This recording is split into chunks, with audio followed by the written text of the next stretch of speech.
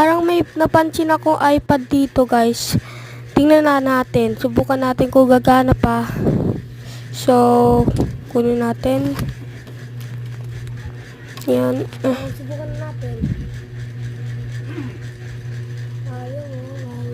So, ayaw po gumana, oh. Subukan nga natin buksan. Ay, i-charge na lang natin.